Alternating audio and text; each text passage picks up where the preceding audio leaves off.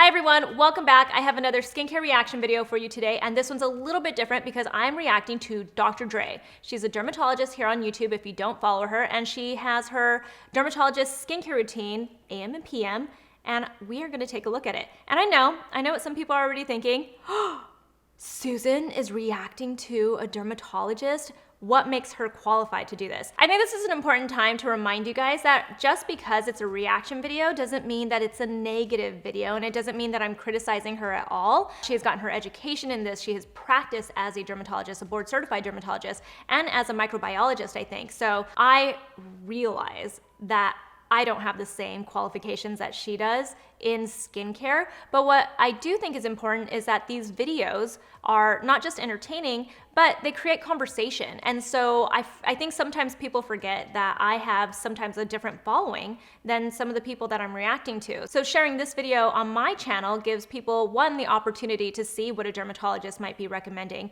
but also they might discover Dr. Dray. So there are two things that are happening here, and I think it's always great to have conversation, whether you're looking at what a doctor has to say, whether you're looking at what an esthetician has to say, whether you're looking at what an influencer or a celebrity has to say, there is always a good conversation that can come from this. So that is something I want to remind you guys about this video. One of the things that I really like about Dr. Dray is I feel like she has done such a good job of reminding people that affordable drugstore products are effective products. You don't have to get fancy with it. You don't have to spend a lot of money. You don't have to actually get really elaborate with your skincare routine. And I really love that this is her personal philosophy. I feel like she's very consistent about what she says and what she recommends for people. And she really has provided access to a dermatologist. And she breaks down a lot of ingredients and a lot of the information that we're getting out there. So it's really nice to have her perspective. I always recommend getting more than one perspective, especially when it comes to your online resources and everything, because at the end of the day, skincare is very personal, and it's very important to take all of this information and figure out how it relates to you. So with all of that said, let's get into this video because it is a little bit longer since it's an AM and PM routine. Her video is a sponsored video, so I'm just gonna cut out her little disclosure part and hop to the skincare routine. Getting into my skincare routine, I'm gonna share with you starting out the PM routine first, because that is kind of the more involved part of my skincare routine. I take my shower at nighttime, and before I step into the shower, I like to start cleansing my face. I do a double cleanse, which means I start with an oil cleanser first and then follow it up with a gentle cleanser. I like doing this approach because using an oil cleanser or an oil-based cleansing product, whether it be an oil or a cleansing balm, which tends to just be an oil in a solid form, this helps to disrupt the film of cosmetics on the surface of the skin, as well as break up the film of water-resistant sunscreen. While I am not a makeup wearer, I do wear mascara, which you'll see later.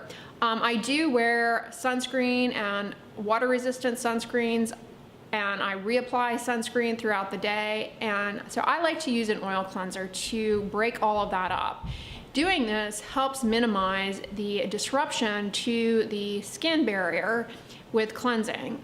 People often will gravitate towards like a makeup wipe or a makeup remover solution, a micellar water, or just a plain cleanser to remove cosmetics, and you end up having to rub quite a bit to break up that film. Going straight to an oil method is better because it hones in on the principle of like dissolves like, and that using an oil is going to break up the oily components of your cosmetics in that film. All right, before we get into which product she's gonna use for her first cleanse, I have to say, I appreciate so much that Dr. Dray does a double cleanse. I work with dermatologists all the time, talk with dermatologists all the time, and I don't know too many dermatologists that put too much stock into, the double cleanse. They're all about cleansing, don't get me wrong. I don't hear too many dermatologists really praise a double cleanse and say that they do a double cleanse themselves. And if they do, a lot of them do start with something like micellar water. So I love that Dr. Dray is all about a double cleanse cleanse. And I love that she points out that she uses it because she loves sunscreen. If you are wearing sunscreen, you want something that's gonna break it down, but not have to rub your skin too much or break down your skin barrier. And I love that she points that out. Using an oil cleanser is it's just such an easy, gentle way to break everything down on your face, whether that's makeup or sunscreen or just the grime from the day. An oil cleanse as your first cleanse, or an oil-based cleanse as far as like a balm or something. It's my favorite way, and I love that she does this. That's what I do and recommend, and there's even a paper that shows that is actually one of the better ways to remove water-resistant sunscreen. Before I even get into the shower, I take the oil into my palm and spread it across my face, over my eyelashes. People get really fixated on what the best cleansing oil or cleansing balm is.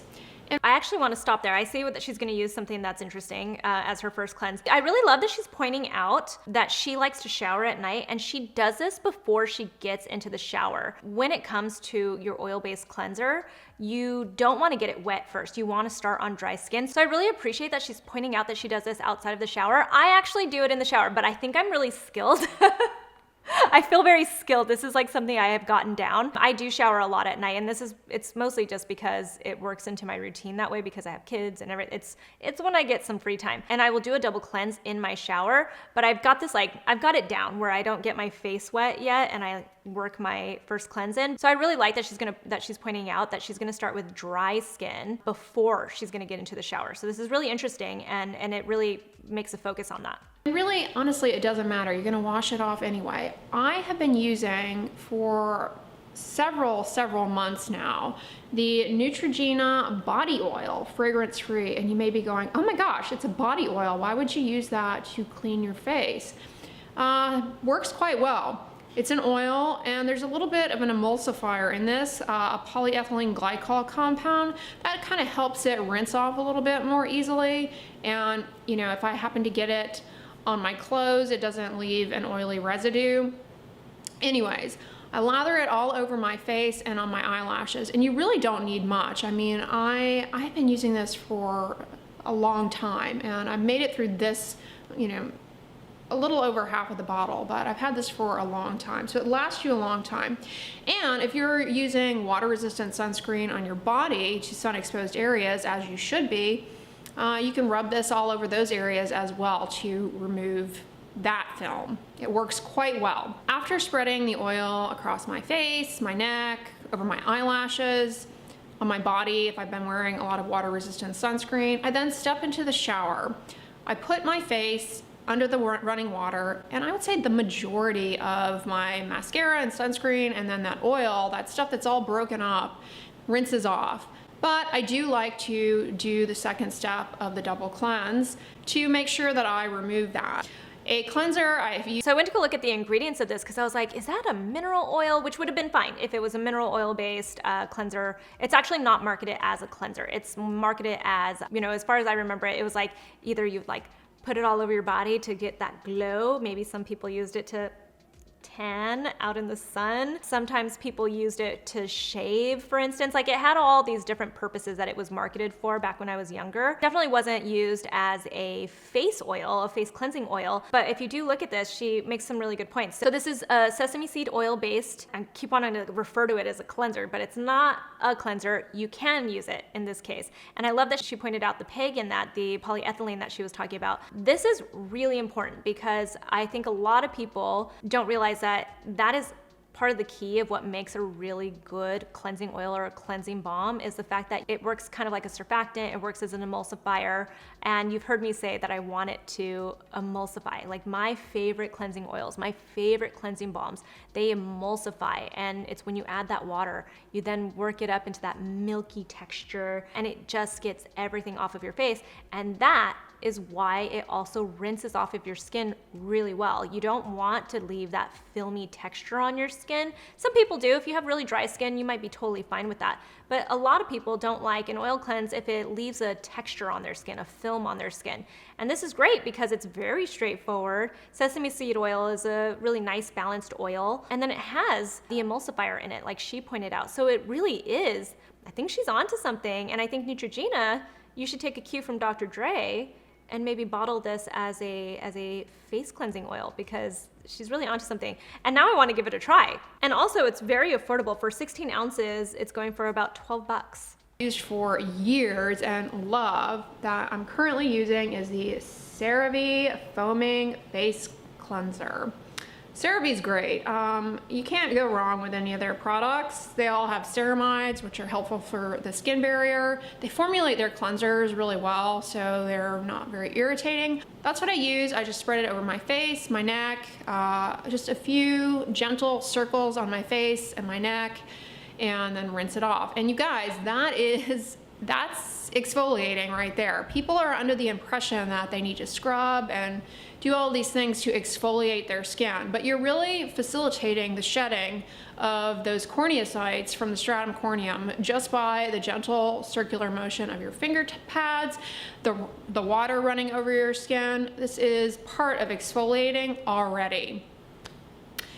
Let's talk about what if you've watched my videos, you know, I love CeraVe. I love their products. I was introduced to CeraVe by dermatologists. All of my dermatologist friends love CeraVe. It's a great brand. You've heard me talk about how much I love it. I don't really need to repeat what she said. As far as the manual exfoliation, she makes a really good point again about manual exfoliation. You don't have to be rough with your skin. You can spend that time. You've probably heard Nye, for instance, LA Beautyologist. She's also the Golden RX here on YouTube. She talks about the 60-second rule, and that comes down to the cleansing that you do with your skin. And you're not only cleansing your skin, but you're really prepping it, you're exfoliating it very gently. You know, you're just getting your skin ready for the next part of your skincare routine. So that's a very important part of that. Obviously, people like to use exfoliators as well. I always personally think that an exfoliation is very important in a skincare routine, but it also depends on what's going on with your skin. So again, this is very much in line with Dr. Dre's philosophy. Simple is better. You don't have to be really harsh with your skin. You don't have to strip your skin. You know, when you think about like Korean skincare and Asian skincare, they're all about being gentle and soothing and repairing your skin.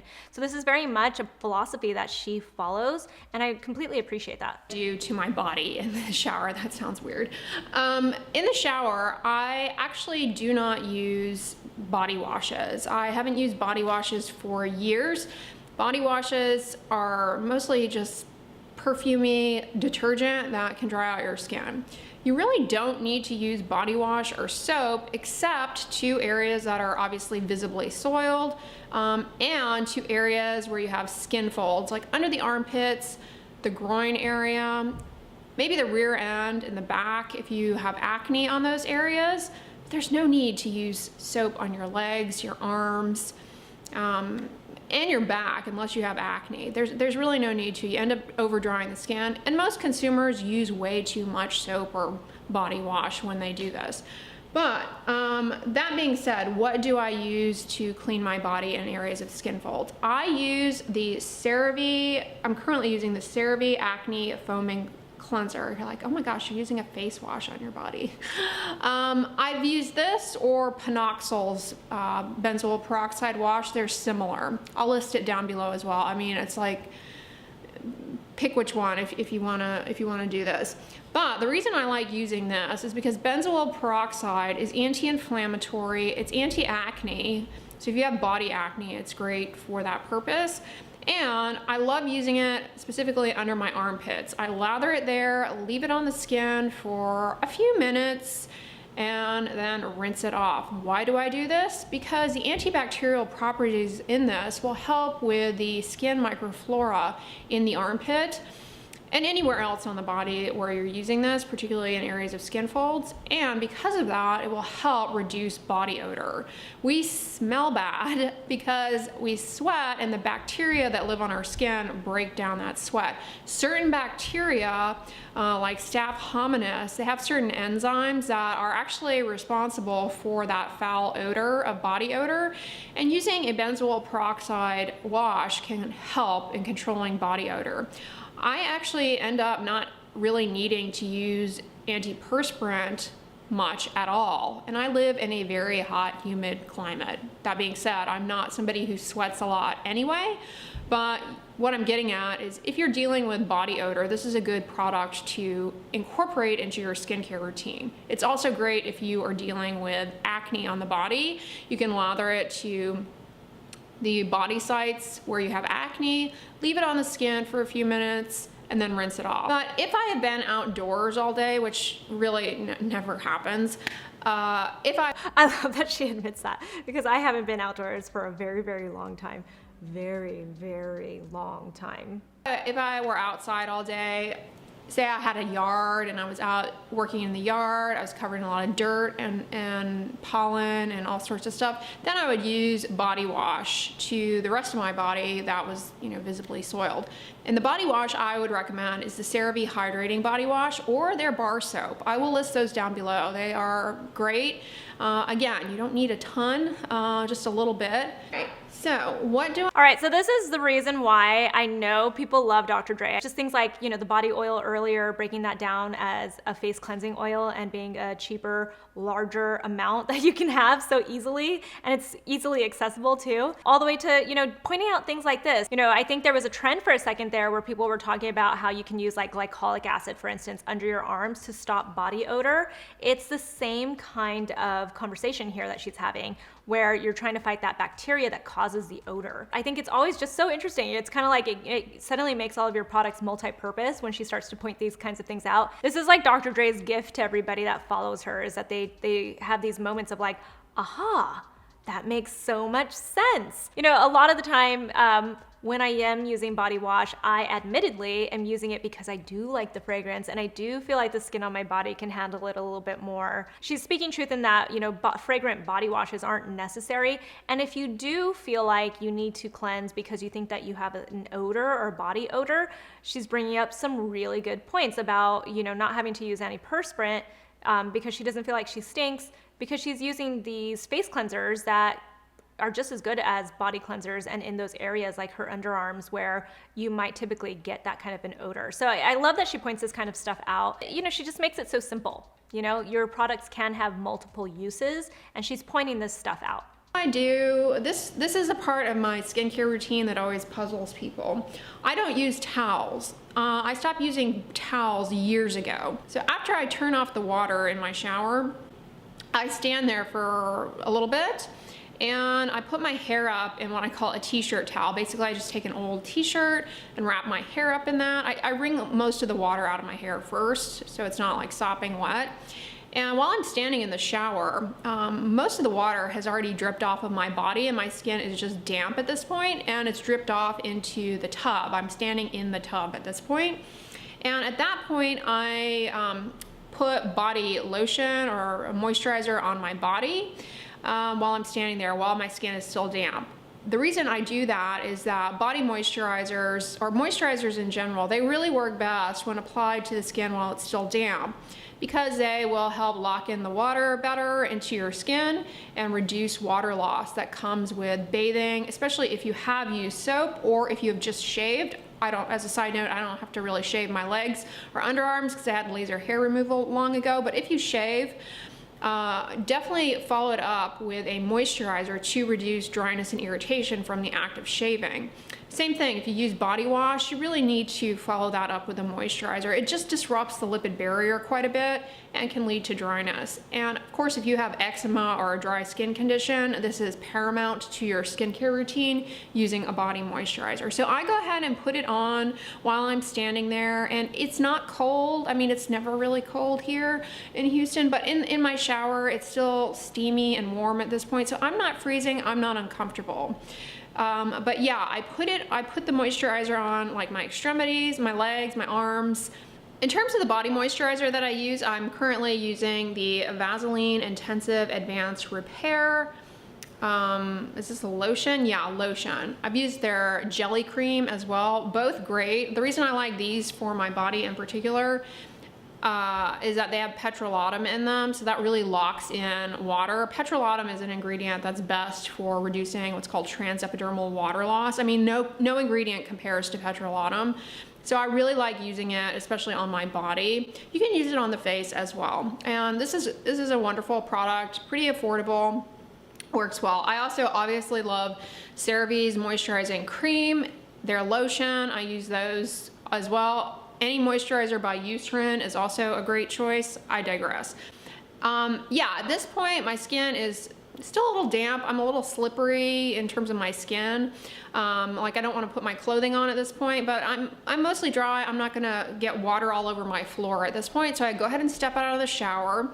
All right, so again, interesting points. I love that she uses a t-shirt for her hair. I like to get fancy with it and I get my microfiber towels that are meant for the hair, but she's kind of serving that same purpose with it, right? When she's using an old t-shirt like that, I was actually very impressed by the way that she wrapped her hair with a t-shirt. I have never ever tried that before and I might, but it's that same kind of concept. You want to use something that's not gonna break your hair, especially when it's fragile and it's wet like that. And it helps to soak up all of that water a lot faster too. The lotion inside of the shower when she's still damp, you guys have heard me say that about our faces. Like in my skincare routines, you've heard me say that kind of stuff, that you want to put on all of your hydrating and moisturizing products on damp skin because it just makes everything work better and you're obviously locking in that hydration. She's talking about the same exact thing where she is locking in all of that hydration. Doctors, dermatologists, very specifically, are obsessed. Like they love petrolatum. So I'm not surprised to hear her say that. She is correct. There is no other occlusive like it. I want somebody to like show me. I want to know if there's something better than that because it's not fancy or anything like that, but it does do its job when it comes to locking in all of the moisture into your skin, the transepidermal water loss that it's preventing. There is really no other ingredient like it. And I stand on a bamboo mat, and I think that makes a huge difference. Bamboo is a great bath mat, by the way. You should have a bamboo bath mat. They don't harbor mold like a fabric one. They last a lot longer and they're kind of elevated up off the floor. So if you are a little bit damp still, the water can go underneath the mat and then you can easily lift it up and clean underneath versus the mat soaking up the water. I love them. Anyways, I stand on the bamboo mat. This has nothing to do with skincare, but I've actually tried to get a bamboo mat and then my husband hated it. And so he didn't let me keep it and it turned into an argument. So maybe if I show him that somebody else online is using a bamboo mat and their reasoning, maybe he'll listen to her and not, because he won't listen to me. I'm still a little damp at this point, but I've got body moisturizer on and my face is damp. So I go ahead and put on my facial moisturizer right away. And I'm currently using Cetaphil Night Moisturizer, the redness relieving night moisturizer. I've talked about this in numerous videos, including my video on best products for dealing with redness. This is great. You don't have to necessarily be coping with redness to appreciate this and to benefit from it. It's a fragrance-free facial moisturizer with licorice root, which can calm down redness, is anti-inflammatory, so if you're coping with a lot of irritation, it can help with that. It's also very good if you are dealing with hyperpigmentation. Licorice root can have a bit of a brightening effect. I talked about it in my video on best products or ingredients for hyperpigmentation. Yeah, multifunctional ingredient and pretty easy to tolerate, doesn't cause irritation or anything like that. Beyond that, this also has ceramides in it, which can help glue your skin barrier to start making its own ceramides, which are an important part of keeping everything in check and reducing water loss from the skin and just helping the health of your skin. And it also has Panthenol in it. Panthenol is an ingredient that is great for calming down inflammation. It can smooth out wrinkles. It's very hydrating. It's a wonderful humectant and emollient. I have a video dedicated to it. And this also has shea butter in it, a wonderful moisturizer for locking in hydration and reducing transepidermal water loss. And by the time I put that on, my body is completely dry. I typically get... It's not surprising to see that she recommends a product from Cetaphil. Dermatologists love Cetaphil pretty much as much as they love petrolatum and as much as they love CeraVe. So there's a lot of reasoning behind it, and the main one is that it tends to play well in a person's skincare routine. It has interesting ingredients in it. There are lots of nice emollients, like she said. There are ceramides. There's sunflower seed oil that will help with your lipids. There's niacinamide in here. There's caffeine in here. There's allantoin in here. There are lots of really nice ingredients in this moisturizer, and it's actually a moisturizer that if I have to run over to the drugstore, it's probably one that I would pick up now. Dressed at this point, my pajamas, because this is nighttime. And after I get dressed in my pajamas, I will typically put on CeraVe Healing Ointment onto my lips. And I highly recommend it if you have lips. The petrolatum in this, of course, will reduce water loss. You also have hyaluronic acid in this product and ceramides. Now, the hyaluronic acid will actually help hold on to a little bit of water in your skin and kind of plump up the lips and smooth out little fine lines and wrinkles on your lips. This product does a lot for very little money. It's a very cost-effective product. It also has Panthenol in it. Again, like I said with Cetaphil, that's a great ingredient for not only acting as an emollient to smooth out surface skin cells, but it's also very hydrating. I've been using this for years. I swear by it. And you can put it to other areas of the body where you have really dry, rough skin. I like using it on my elbows, my knees, for example. Yeah, it's a great, versatile product, and I highly recommend it. The next step in my I highly recommend it if you have lips. This is, you know, one of those products that I think everybody, it's like a holy grail product. Everybody should have it in their medicine cabinet. This became a holy grail product for me when I became a mom. The thing that makes this a really nice ointment is not only that it has the petrolatum, but it has all of those other ingredients like the hyaluronic acid that she mentioned, the Panthenol. The Panthenol is very soothing and strengthening for the skin. So it's just a really wonderful product. And again, it goes back to, she really often points out how you can use all of your skincare products, probably some that people have in their medicine cabinets, and use them in lots of different ways. She gives multiple purpose to a lot of these products that are just everyday products that we tend to have. It's funny because if you go to my personal YouTube channel, I did a skincare routine for my babies. I feel like my skincare routine for my babies would be very Dr. Dre approved. And I mentioned in that video that I treat my babies, I treat baby skin like it is the most sensitive skin out there. This is fresh, new skin that hasn't been exposed to everything, to all of the environment and everything. Like, this is skin that really is truly sensitive skin. And this is where I really take this approach of, you know, someone like Dr. Dre, that approach of a dermatologist, like the way that they would want you to treat your skin. There are obviously things that happen with our skin over time, things that we have to deal with, whether it's being acne prone or having hyperpigmentation, melasma in my case, aging, that kind of stuff that comes into play. And you know, that's why our skincare routines change. But when you think about it, dermatologists tend to see people when they come in with their biggest issues, people that have sensitive skin or that have some kind of a dermatitis happening, and it's usually something that they did to themselves or they put on their skin that caused it. That's when a dermatologist really sees people. And so when you think about it from that perspective, she's approaching skincare with that in mind. She has seen all of these things that people do to their skin. And so it's really important when she's looking at all of her ingredients and products, she really takes that into account when she is recommending stuff and when she's picking the products that she's gonna use personally. My skincare routine is kind of the only active ingredient I really mess around with, and that is Tretinoin, which is a prescription retinoid. So you have to have a prescription to obtain it, but I will suggest some alternatives that are available over the counter, which of course you can buy at Walmart. In the case of prescription tretinoin, it's retinoic acid, which we have the most data on. I mean, it's been around the longest, so we have a lot of long-term data on it, but we have good data on other ingredients that you can buy over the counter as well, so I will share those with you in a moment. But yeah, you know, I get a lot of questions about when to put it on and whatnot. You'll notice I put my moisturizer on first. I always do that because I like to put moisturizer on after cleansing right away, always. To reduce irritation and dryness in the skin. And the instructions on any topical retinoid will typically tell you to clean the skin and pat it dry and put the product on. I don't do that, and I don't advise patients to do that because I find that it increases irritation quite a bit. Because when you cleanse the skin or get it wet, you disrupt the skin barrier, and that's kind of a setting the stage for excessive irritation. And then you go putting topical vitamin A, whatever the form, on that, you're more likely to have irritation. People have concerns around putting it on top of moisturizer that it won't penetrate, but we actually do have studies showing that, in fact, the endpoints of using a topical retinoid are achieved when applied after moisturizer. So I make sure that my moisturizer has fully dried and absorbed.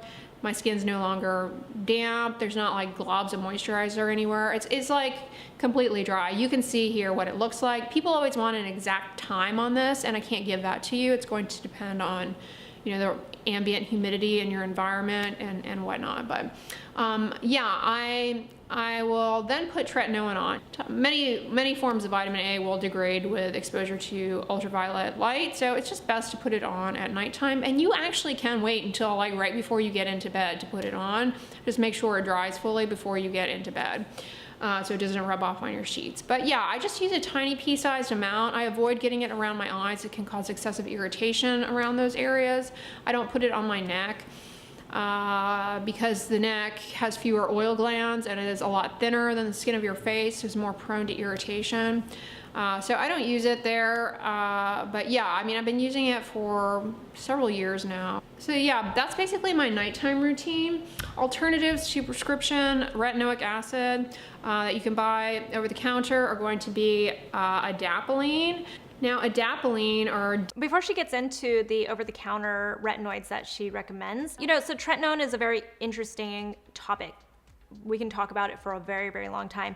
I'm always so envious of people that can use tretinoin like this. I don't remember if she said that she uses it every single night. She actually answered one of my questions and I wondered if she put it on her neck because I cannot handle strong retinoids in general, much less a retinoic acid on my neck area. So I was curious to know if she can handle it there too. And it turns out she's like, nah, don't do it. So that's good to know. But she makes really good points about putting this on top of your moisturizer and not putting it on your skin when it's still damp. You guys have heard me talk about this. Again, same philosophy. It's like if your skin is more damp, your products penetrate deeper. She also brought up that point of the skin barrier being disrupted. You want to be really careful when you're dealing with tretinoin. Tretinoin obviously is a wonderful ingredient. You have heard me talk about how much I love retinoids. I'm just not one of those people that can handle tretinoin. I have given it a solid try. Trust me, I have tried to commit to tretinoin because it would be so easy. Life would be so much easier if I didn't have to use all these over-the-counter products. But what I find is I tend to do better with the like slow and steady wins a race situation with my skin. I always think that my skin is very resilient and I can put a lot on my skin, and then suddenly I can't. Like I've taken it too far. Whenever I use tretinoin, I just cannot, no matter how long I take with it, no matter how slow I am with it, whether I put it on top of my moisturizer or not, I just cannot get past the irritated phase and the flaky phase. I just am always in a constant flakiness, and so I can't handle it. So I like to take a step back and I use the over-the-counter retinoids. For some reason, I can never do something really, really strong. The strongest I can go actually is retinaldehyde, which I'm very, very interested in, and I've started using, like I talk about one that I use from Allies of Skin that I just love. But for the most part, like every time I've tried like a 1% retinol, for instance, it's always ended up being too strong for me, and I've always had to take it down to something that's a little more gentle, but I still see results from over time. So I think retinoids are just great. I love that she's saying like I use tretinoin, but there are also lots of different over-the-counter retinoids that you can use, and there are different reasons to use them, and I obviously feel like she's going to break this down now. Differin is a naphthalene derivative of retinoic acid. You're like, what the heck does that mean? It binds to slightly different receptors, but it is similar to retinoic acid, has a different structure. It's much less irritating. We have the most data for using it for acne, but we have some newer studies now showing that it can improve some of the visible signs of aging. So this is my go-to recommendation for an over-the-counter topical vitamin A. However, another one that's really good, and I have recommended in several videos, is the Neutrogena Rapid Wrinkle Repair Regenerating Cream. They have a version that has fragrance and one that's fragrance free. I would suggest getting the fragrance free version. It will be less irritating. Yeah, this is a fantastic product to use in a similar fashion. The next step is the most important. Okay, so she's pointing out Adapalene in Differin. You have heard me talk about Differin. I think it's wonderful if you're dealing with acne or pimples, any kind of breakout.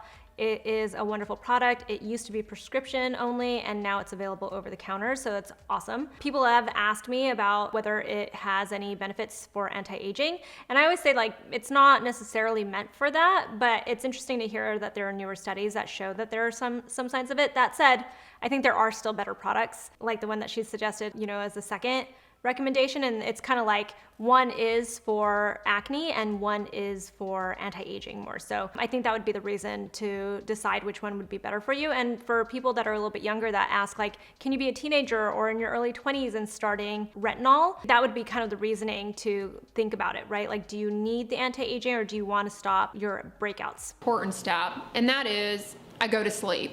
Seriously, sleep has tremendous benefit to the health of your skin. Sleep helps in all aspects of your life: cognition, mood, longevity.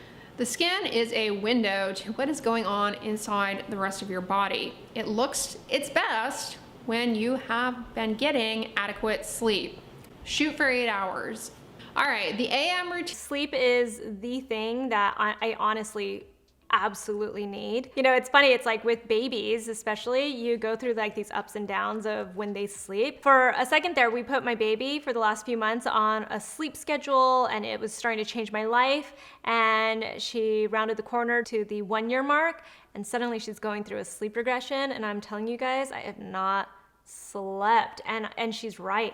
I mean, you don't need a doctor to tell you how much sleep will affect you. You can feel it and you can see it. And I feel like I just got scolded that I haven't been getting my sleep. Routine is much less involved because I don't have a lot of time in the morning. I don't wash my face in the morning. You certainly can. I get many questions. Do you need to wash your face in the morning if you've applied topical retinoid or retinol at night? You do not. Sometimes it's advised to do that because you're rinsing it off and maybe you're reducing the duration of contact with it, so it's less irritating. That's certainly fine. I don't do that. So I just start the day with sunscreen. Currently, I am using the Image Prevention Daily, is that called? Daily Ultimate Protection SPF 50. This product is a combination sunscreen. It has zinc, octinoxate, and octisalate. So by combination, I mean you have a mineral active ingredient and you have some chemical active ingredients to yield a product that delivers broad spectrum protection. This is one that I've been using kind of all summer. I got it a while ago. I like it actually. I really like how it looks on my skin. It doesn't have fragrance listed, but it has a weird grape bubblegum type odor. Yeah, so there's that. It doesn't last, it doesn't linger on the surface of the skin. So if you're bothered by scents, you know, it doesn't have that. I encourage everybody to film themselves putting on sunscreen, watching it back. You will get better and better at putting it on because you'll appreciate how many skip areas that you may have. A lot of people forget to put it around their eyes. They forget to put it on the sides of their face. They don't put it on their ears. Maybe they don't remember to put it on their neck. So make sure you cover all surfaces. I start every day doing that. It's funny she says that because I was thinking as I watched her put on sunscreen that maybe there are some places that I skip. I know. Not me. You know, the thing is that I wear my hair down and I have really thick hair. I've seen some people disagree with me having thick hair, but I have some thick hair, you guys. And a lot of the time, I guess I feel like my hair is covering certain areas. You know, I've gone to estheticians and they're like, you know, you have some redness like on this part of your neck. And you get this realization that like there are kind of like weird little places that you skip with your sunscreen and you're not really being diligent about it. So it's interesting to say, you know, like to look at yourself putting on your sunscreen, because even just watching somebody else put on their sunscreen made me think about how I'm applying my sunscreen. But other sunscreens that I'm also currently using and love, I love this Coppertone Defend and Care oil-free SPF 50. This is really good. Unlike the Image skincare sunscreen, this is water resistant, so it's really good on a hot, humid day, which is pretty much every day. It stays in place and doesn't sweat off as readily. This video is not gonna be an exhaustive review of sunscreens. I've got tons of videos on that, but another one that I'm currently using and have used for years and always enjoyed is the Neutrogena Clear Face. Now this one does have oxybenzone in it, and if it gets in my eyes, it stings a lot, but it doesn't burn or sting putting it on the skin. But I've always enjoyed both of these and they're pretty affordable as well. So if you're on a budget, these are good options. I typically put the sunscreen that I'm using on my face and my ears down all the way onto my neck and my upper chest often. But using sunscreen on my body, it varies depending on what I'm going to be wearing. I primarily rely on clothing to protect me from the sun. I wear a lot of UPF 50 fabrics, long sleeves, gloves, pants. So I don't tend to expose my skin to the sun much, but I do enjoy wearing shorts. And so what I've been using for my body to sun exposed areas, and I highly recommend, is the Eucerin Daily Hydration Cream. I've talked about this in other videos, but it's wonderful because it absorbs into the skin really quickly. It's not greasy or sticky. That is not a pleasant feeling. So it's great for that. And it's just a nice everyday moisturizer for your skin, and it happens to have sunscreen in it. So that's what I've been using a lot lately. Again, I am mostly inside. Then another product that I like to... You know, I hadn't actually considered, and it's funny that I hadn't considered it because I am pretty intense about not exposing my skin to the sun, but I really hadn't considered how much my clothing does not protect my skin. And then Michelle from Lab Muffin Beauty Science did an Instagram post, and I'll leave a link to it. She put an Instagram post up saying how our clothing really doesn't protect us from UV rays, and it really got me thinking a lot about that. I haven't made any major changes. I admittedly have not been really out in the sun much lately either, but it made me start thinking about my kids. This is always what happens, is like I start thinking about my kids and I'm like, well, how much am I protecting them from the sun? So I've got that on my mind a lot lately, and it's funny to hear her say that because this is something that I've been thinking about lately. Take with me on the go for skincare is my Eucerin Daily Hydration Hand Cream. This is very similar, if not identical, to the body cream. It's just a smaller tube, and I end up putting this on my hands a fair amount because I'm washing my hands all day, and so I like to reapply sunscreen and moisturizer, and this serves both functions. It's really a good one. I also put some... You know what I've been doing is I have been testing out so many different sunscreens, and at the end of the day, I find that sunscreen is moisturizer. For the most part, most of them are. And so what I end up doing is if I don't really like the sunscreen for my face, I end up using it as my hand cream. So that's what I've been doing lately, and it's been very helpful, and I feel like my hands look like they are protected. I'm not showing my age with my hands yet. Sunscreen on my lips. That is an area that you cannot forget and is frequently forgotten. I have always used the Vanicream SPF 30 lip protectant. This is the best in my opinion. Like, I don't mess around with others because it really keeps your lips hydrated. A lot of lip balm sunscreens I find incredibly drying and irritating. This goes on white, but it does fade down to this like pinky look, and to me it looks nice. And I love this, strongly recommend it. It's what I use every day.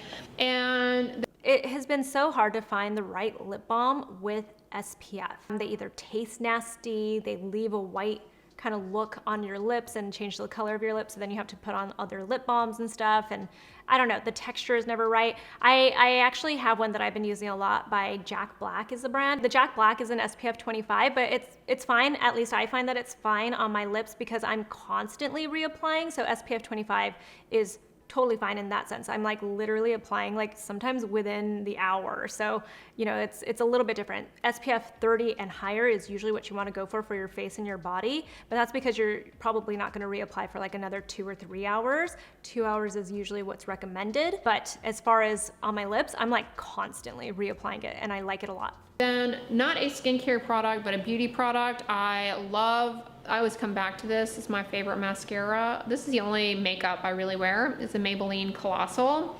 This is the shade Glam Black. It does not flake, it does not smear, it stays in place. This is not water resistant. They do make a water resistant one. That's my skincare routine. Again, I will list all of these products down below for you guys. I hope you enjoyed this video. Thank you, Walmart, for sponsoring today's video. And if you liked it, give it a thumbs up, share it with your friends, and as always, don't forget, sunscreen and subscribe. I'll talk to you guys tomorrow. Bye. So that was a really simple morning skincare routine. And it's funny, so I'm finally reacting to this skincare routine because I felt like there was so much more to it.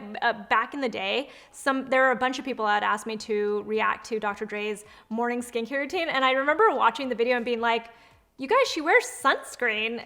Like, she wears sunscreen. I don't know what you want me to react to. I don't really have many notes about her morning skincare routine because it's so straightforward. This is what you need, is you need sunscreen. The only thing that stands out for some people, and I'm sure some people have questions about, is the fact that she doesn't wash her face in the morning. She obviously elaborated on that. You guys have heard me say that I don't always wash my face in the morning. I think there are a couple of reasons to wash your face in the morning. And I'm not saying, again, I don't really wash my face in the morning too often unless I felt like I wore, some really heavy creams or like a sleeping mask and stuff the night before. Then I might want to remove it in the morning. Or if I'm like in a really humid area or something, I sometimes feel like I want to wash my face in the morning. But the other reasons would be, sometimes I work out in the morning, and so I then wash my face. And then I know that, people I know really well that have oily skin or acneic skin, I know that they like to really wash their face in the morning, and it's because they don't feel like their skin was clean. We can talk about this at length because there are different philosophies on this. Some people think that if you just let your skin kind of do its own thing, then maybe the oil production will even itself out. And I think that I have a lot of belief in that too, even for people with oily skin.